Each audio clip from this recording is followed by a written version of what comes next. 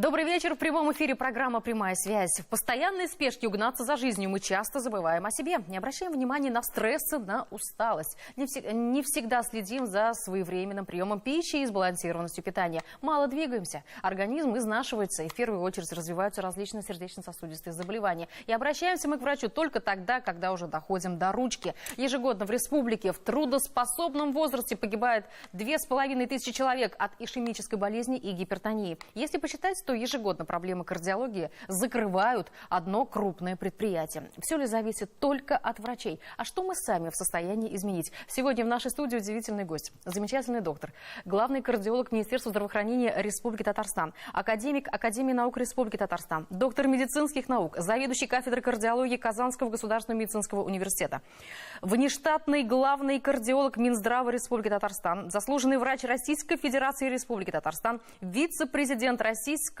кардиологического общества Альберт Галяевич. Добрый вечер, Альберт Сарварович. Добрый вечер. Я очень рада, что в этот вечер вы с нами, в нашей студии, готовы ответить на вопрос наших телезрителей, рассказать, как же все-таки сохранить здоровье своего сердца. Уважаемые телезрители, мы работаем в прямом эфире. Телефон студии 570-50-75. Звоните нам, задавайте свои вопросы. Мы ждем ваших сообщений по электронному адресу, который вы видите сейчас на своих экранах. Также на протяжении всей программы будет работать электронное голосование. Тема интерактива сегодня: следите ли вы за здоровьем своего сердца, на которую предложено 3 варианта ответа. Голосуйте, в конце программы подведем итоги. Альберт Сарварович, как вы думаете, как распределяться ответы наших телезрителей и как вы следите за здоровьем своего сердца? Так, трудно предположить, какой будет расклад. Хотелось бы, чтобы все-таки большая часть населения следила за своим сердцем. А что касается меня, собственно, конечно, я всегда говорю, что посмотрите на меня, в том плане, что нужно иметь нормальный вес, нужно много двигаться, кушать по потребности, то есть столько энергии, сколько вы потратите, столько вы должны потреблять.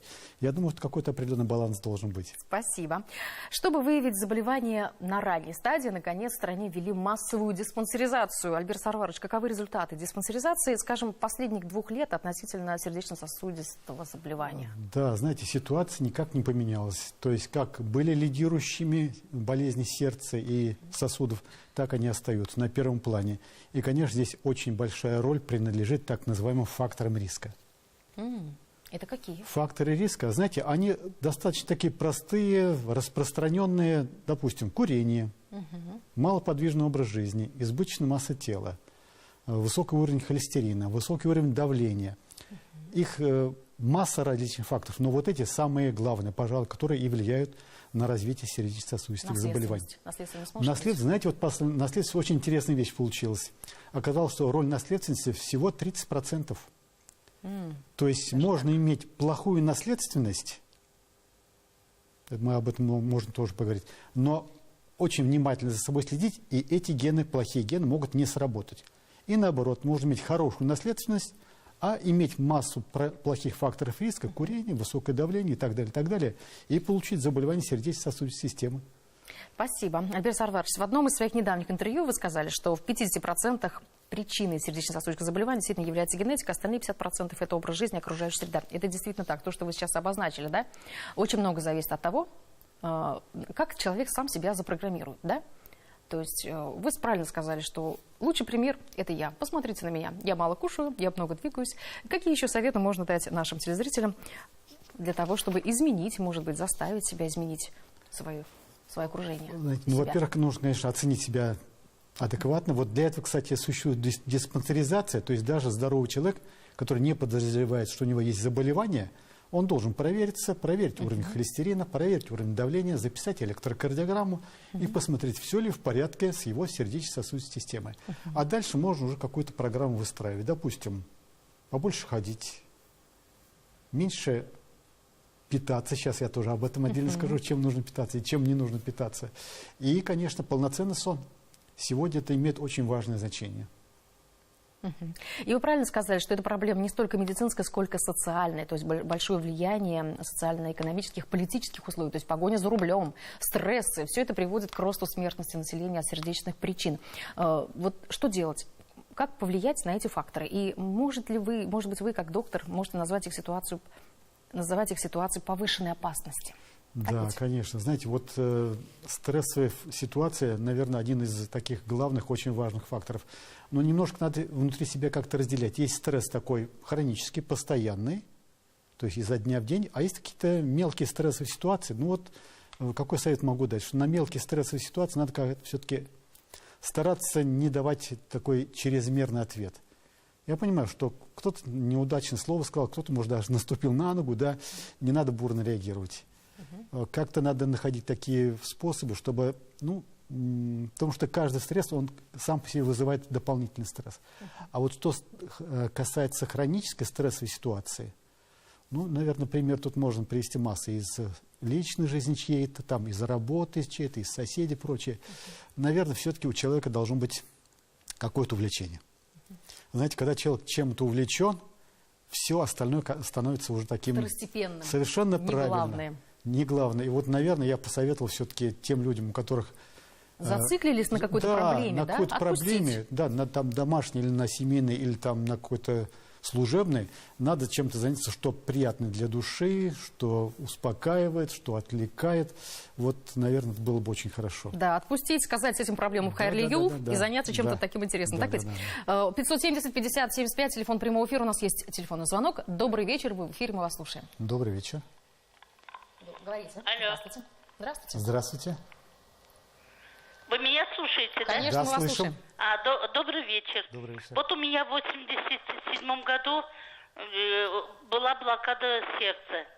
У меня зуб был, и сердце давление. Я потеряла 5-месячную беременность. А вот у меня сейчас эта блокада сохранилась или нет? Спасибо. Да. Знаете, наверное, вот звонившие женщины обязательно нужно сделать электрокардиограмму. Во-первых, это обязательно просто посмотреть, есть блокада или нет. А во-вторых, нужно сделать ультразвуковое исследование сердца. И тогда уже будет ясна картина, потому что действительно прошло много лет. Блокада могла исчезнуть, это могло быть временное дело, и она могла остаться, и она могла превратиться в более тяжелую степень. Так что я ей посоветую женщине обязательно пообследоваться. Спасибо. Давайте поговорим действительно о ряде факторов, на которые мы можем повлиять всем миром. Поговорим о курении. Да? По опыту других стран можно сказать, что когда курение запретили во всех общественных местах и на улице, смертность снизилась почти на 20%. Альберт Сарварович, а как у нас? Знаете, вот у нас, конечно, смерть, она снижается, но трудно сказать, связано это с курением или нет. Какова ситуация в нашей стране? Знаете, вот все-таки курящих, особенно молодых людей, и, что удивительно, молодых женщин и девушек стало больше. И, кстати, вот Россия все равно относится к группе лидеров стран в мире по количеству курящих на душу населения. Это очень плохо, потому что действительно... По сути дела, курение – это яд для сердца, яд для... Я не говорю про легкие, я говорю про сердце, про сосуды, яд для сосудов. И, конечно, все-таки с этим надо любым способом бороться, надо уходить от курения. И, знаете, меня недавно удивило вообще это сообщение, да, как так производители сигарет и прочих, говорится, вещей для курения, они как бы восстали, чтобы нельзя там оповещать, каков состав. Мы ведь специально посмотрели, каков состав сигарет. Там почти 20 различных веществ, которые являются просто ядом в мелких дозах. То есть человек просто себя травит. Я думаю, что, наверное, вот это надо обязательно доносить. И я за то, чтобы на пачках написали, что здесь такой-то канцероген, здесь такой-то канцероген, здесь такое-то плохое вещество, здесь такое-то вредное вещество. Хоть немножко заставить задуматься, особенно молодежь. Спасибо. Ну, хорошо, будем писать, сколько там ядов. Можно просто запретить? Или вообще запреты в нашей стране? Насколько это эффективная мера? Знаете, я думаю, что это вопрос даже не врачебный. Это вопрос даже экономический, политический, социальный. Психологический даже, наверное, психологический. Да? Чем больше нам запрещают, тем больше мы этого хотим. Знаете, все-таки 21 век, все-таки народ у нас более стал просвещенным, более умным, более информированным, и надо все-таки воздействовать через информированность. То есть, действительно, тот путь, с помощью которого можно решить проблему курения, потому что просто словами увещевания до сознания может просто не дойти. У нас есть телефонный звонок, нам подсказывает. Добрый вечер, вы в эфире, мы вас слушаем. Добрый вечер. Здравствуйте, говорите. Здравствуйте. Да, добрый вечер, говорите. Здравствуйте. Здравствуйте. Это я должна говорить, да? Да, мы вас слушаем, Знаете, говорите. мне доктору вопрос, вот Альберт Галевич, да? Добрый вечер. Добрый вечер. У меня месяц замочила аритмия. Утром бывает. Кардиограмму снимаю, не показывает. УЗИ сердца сделали, не показывает. Холдер повесили, у меня все показало. Не знаю, куда идти, к кому обратиться. К кардиологу была, говорит, живите так, все хорошо, все пройдет. Ничего не проходит. Спасибо. Да, спасибо за звонок. Знаете, трудно консультировать, не зная реальной ситуации. Сколько лет человеку, да? Сколько лет, какие показатели электрокардиограммы, какие другие показатели. Смотреть надо на Да, результаты. конечно. Если возникли какие-то сложности, я могу все-таки сказать, что я работаю в МКДЦ. Сегодня это Головное учреждение Республики Татарстан по кардиологии в том числе.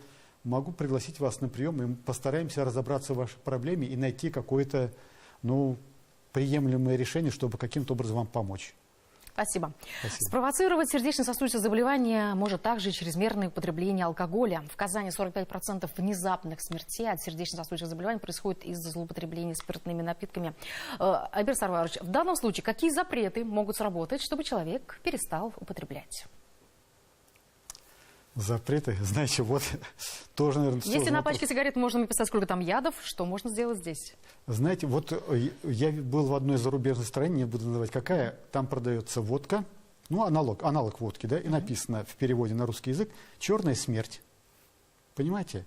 Кроме того, что там государственная монополия на алкогольные продукты, там еще написана вот такая вещь. И знаете, вот я думаю, что не каждый решится принять внутрь. Я хочу сказать, что все-таки у алкоголя есть совершенно точное, вот не надо поддаваться так называемым сказкам, мифам в отношении алкоголя. Никакого позитивного, положительного действия у алкоголя нет. Точно такой же яд и для сердца, и для сосудов, и об этом нужно знать. И я понимаю, что там какая-то ситуация, праздник, юбилей, Новый год, немножечко можно, да, но это не должно быть ежедневно, это не должно быть через день. Чем меньше, чем реже, тем лучше. Тем здоровее будет. Да, и какая ситуация? Сам по себе алкоголь может привести к такому тяжелому состоянию, которое называется сердечная недостаточность. Не имея ни гипертонии, ни других заболеваний, просто человек, который ежедневно потребляет, может привести до такого состояния, что у него сердце постепенно начнет отказывать. Альберт Сарварович, если человек регулярно употребляет, но при этом пьет специальные препараты от сердца, для здоровья сердца. Знаете, вот дело в том, что... Это не опасно ли? Опасно, потому что большинство лекарственных препаратов, они перерабатываются через печень, почти все лекарства, за редким исключением. И алкоголь поступает тоже в печень. То есть, если алкоголь будет повреждать печень, значит, лекарства могут переработаться не так. И, конечно, эффекта не будет защитного. Так что, видите, леча одно, может, говорится, привести совершенно к другому эффекту. Спасибо. Еще один фактор – малоподвижный образ жизни. Люди в основном ездят на транспорте, ходят мало. Это создает условия для того, чтобы повреждались сердце и сосуды. Альберт Сарварович, как приучить себя выработать себе движение, эту правильную привычку, больше двигаться? Да, больше двигаться. Наверное, все-таки как-то, если не удается, вообще так, порядок такой, или, по крайней мере, рекомендация, ежедневно 4-5 километров в день пешочком, в любую погоду, в любое время. Если этого не удается, то хотя бы субботу-воскресенье посвятите ходьбе, если не удается. Сколько нужно ходить? Вот я назвал цифру примерно 4-5 километров в день. 4-5 километров. Но у меня есть знакомые, которые ходят по 10, по 15 километров. Молодцы. Причем это в выходной день посвящают только ходьбе. И знаете, они здоровые. У них нормализуется давление, у них нормализуется холестерин, у них нормализуется сахар крови. То есть общий тонус, наверное. Конечно, отличный. Лучше, чем движение. Нет просто никаких других лекарств, нет других способов, нет других физических упражнений. Надо двигаться. Как можно больше. Это действительно так. Действительно, оденьте теплый, я не знаю, купить какой-то красивый, невероятный, спортивный теплый костюм, капюшон, я не знаю, теплые перчатки, да, удобные кроссовки и вперед на улицу. Так знаете, ведь? вот несколько лет назад у нас было очень мало людей, которые занимались скандинавской ходьбой. Знаете, это с палочками. Да? Все больше и больше, я замечаю, и все больше и больше людей становятся поклонниками такого вида. Это очень полезно, потому что работают и верхние мышцы плечевого пояса, нет нагрузки на спину, ноги. Да. И я думаю, что это очень хорошо. Надо это тоже пропагандировать. А еще при этом одеть музыку, например, да, то есть наушники, слушать музыку, то есть действительно можно прогулку превратить в удовольствие. Движение – жизнь, а его отсутствие или недостаток ведет к ослаблению сердца, который, как и любая другая мышца, нуждается в тренировке.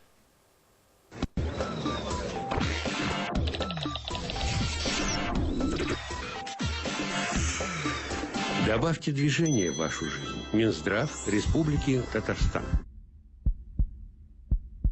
Есть и совсем локальные, характерные именно для татарстанского народа факторы развития сердечно-сосудистых заболеваний. Я говорю о питании.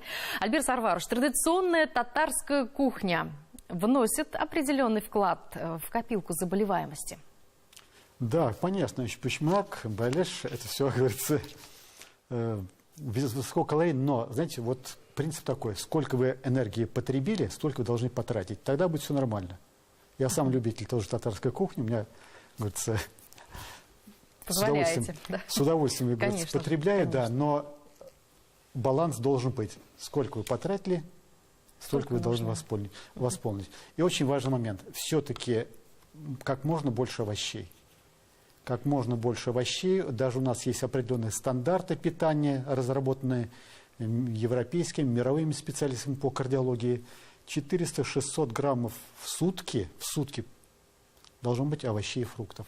Я понимаю, что в зимнее время достаточно сложно, но у нас есть картофель, у нас есть капуста, у нас есть морковь, у нас есть свекла, у нас есть у нас пока еще есть яблоки. Единственное, что предупредить хотел бы, чтобы все-таки меньше потребляли соленого. Потому что оказалась удивительная вещь. Да? Соленое такой же фактор риска для сердца, как и для онкологических заболеваний.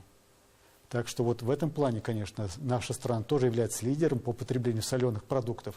Все-таки меньше соленых помидоров, огурцов, капусты, как можно меньше.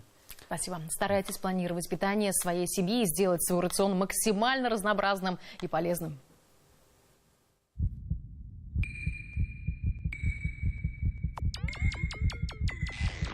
Сохраните себе жизнь. Питайтесь правильно. Минздрав Республики Татарстан. Уважаемые телезрители, мы работаем в прямом эфире. Телефон студии 570-50-75. Звоните нам, задавайте свои вопросы. Мы ждем ваших сообщений по электронному адресу, который вы видите сейчас на своих экранах. Также на протяжении всей программы работает электронное голосование. Тема интерактива сегодня. Следите ли вы за состоянием своего сердца, на которое предложено 3 варианта ответа. Лидирует второй вариант. Измеряю давление, периодически регулярно проверяя уровень холестерина. 58% проголосовали именно, показывая второй вариант ответа. Посмотрим, может распределяться, как изменится наш интерактив в конце программы. Голосуйте. У нас есть телефонный звонок. Добрый вечер, вы в эфире, мы вас слушаем. Алло, здравствуйте. Здравствуйте, добрый вечер. Я бы хотела такой вопрос задать. Моему сыну был поставлен в 2007 году диагноз синусовая брадикардия 56 ударов в минуту. Был назначен врачом препарат галоперидол, от которого сыну очень было плохо. Вообще рекомендуется при таком диагнозе такие препараты назначаться? Спасибо. Да. Спасибо за вопрос. Я хочу сказать, что, конечно, надо знать всю историю болезни вашего сына, нужно знать его состояние. А препарат, который вы назначили, может, вы не точно воспроизвели его название, но он в кардиологии не используется. Могу вам сразу сказать. Если сын ваш старше 18 лет, значит, вам нужно обратиться к взрослому кардиологу. Если меньше 18 лет, значит, к детскому кардиологу. Я думаю, проблема будет разрешена, потому что все-таки редко бывает так, что в 18 лет пульс меньше 60. Либо это заболевание на самом деле, либо это спортсмен, который занимается спортом. У них немножко все-таки пульс склонен к такому редкому состоянию. Ежегодно в больнице Татарстана госпитализируется 7 тысяч человек с диагнозом инфаркт миокарда. Из них примерно 1000 умирает. Альбер Сарварович, как мы все можем изменить ситуацию? Да, я хотел бы сказать, что все-таки ситуация она изменилась. Я хочу сказать, что сегодня из 100 поступивших больных в клинике Республики Татарстан мы спасаем 93 человека. Очень позитивная динамика, очень положительная. Это большое достижение здравоохранения Республики Татарстан. Такого 10-15 лет назад еще не было. Большие успехи. Это слаженная команда всех специалистов, кардиологов, реаниматологов и прочих специалистов. Но хочу сказать, что очень важный момент. Вовремя обращайтесь. Потому что вот эти 7%, которых мы не спасли, не удалось, они обратились через 24 часа. Понимаете, серьезнейшие заболевания, боль за грудиной, резкая слабость, холодный пот, они думают, что это что-то съел, это что-то бронхит, радикулит и так далее. Отлежится, все пройдет? Авось пройдет, не проходит. Поэтому все-таки настороженность в отношении первых признаков должна быть, об этом должны знать все. Спасибо. Инфаркт миокарда не только самая опасная, но и самая распространенная форма ишемической болезни сердца. Как и большинство болезней, сердечную катастрофу проще предупредить, чем справиться с ее последствиями. Если боль за грудиной не проходит в течение 5 минут покоя, звоните 03 или 112. Это может быть инфаркт миокарда. Сохраните свою жизнь. Минздрав Республики Татарстан. Альберт Сарварович, какие профилактические меры наиболее важны и со стороны врача, и со стороны самого пациента после того, как он уже перенес инфаркт миокарда? Да, значит, при выписке больному обязательно даются рекомендации, что он должен кушать, что он не должен кушать, как он должен двигаться, и самое главное, какие лекарства принимать. То есть вот если он соблюдает все эти рекомендации врачебные, надеюсь, что все-таки второго инфаркта не случится, потому что все-таки очень важный момент, как больной себя будет вести. Как будет прислушиваться к рекомендациям, привержен ли он лечению. И, конечно, вот при соблюдении этих условий, потому что мы рекомендуем целый ряд препаратов. И воздействие на атеросклеротический процесс, который является причиной инфаркта, и препараты, которые улучшают работу мышцы сердца, и препараты, которые снижают давление. Такой комплекс лечения, он, как правило, большинству людей помогает. И мы это видим, у нас стало меньше больных с повторным инфарктом миокарда. Их стало меньше.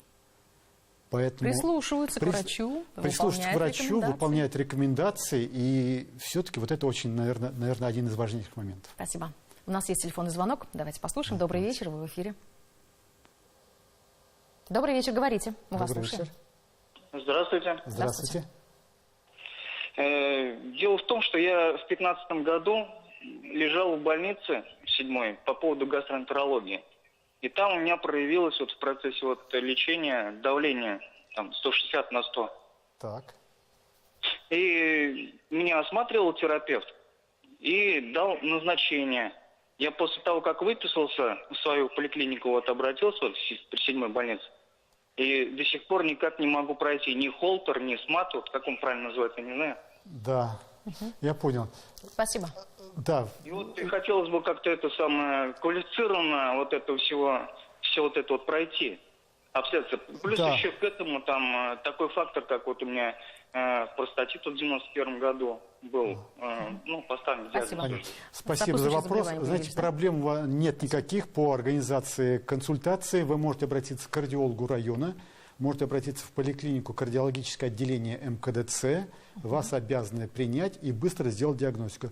То, что вы перечислили, сейчас делается достаточно быстро. Никаких ограничений быть не должно. Просто называйте поликлинику, и вопрос будет решен. Альберт Сарварович, каковы нормы артериального давления? Ниже, чем 140-90. Они, конечно, индивидуальны, но опасные 140-90 и выше миллиметров ртутного столба.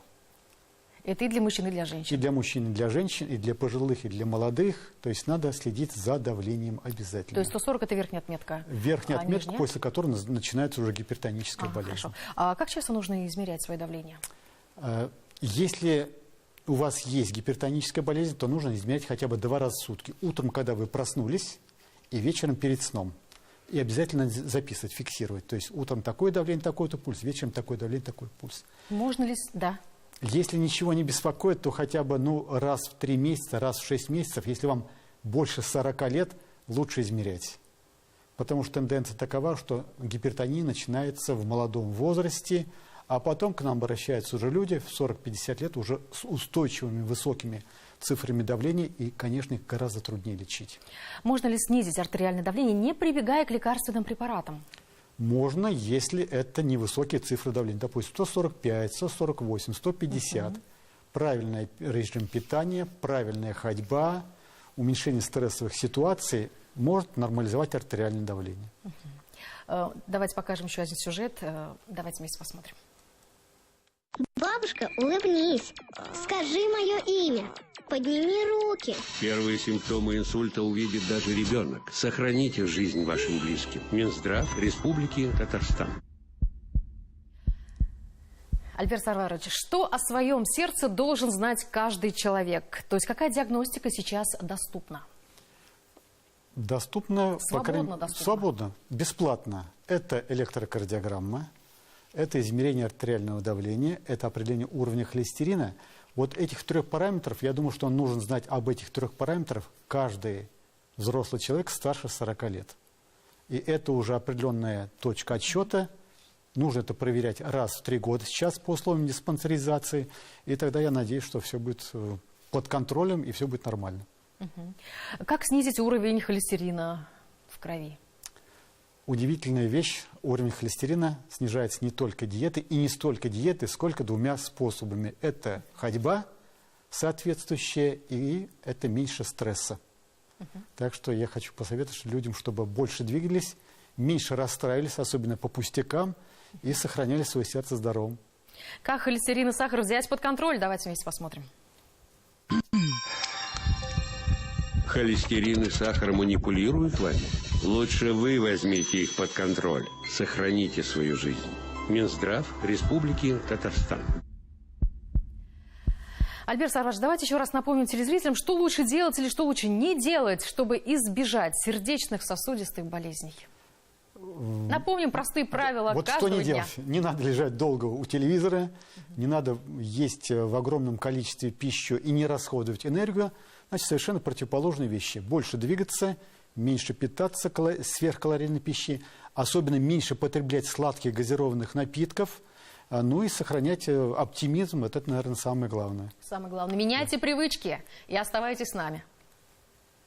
Избавиться от привычки сложно? Тогда просто поменяйте. Поменяйте вредные привычки на полезные. Сохраните свою жизнь. Минздрав Республики Татарстан.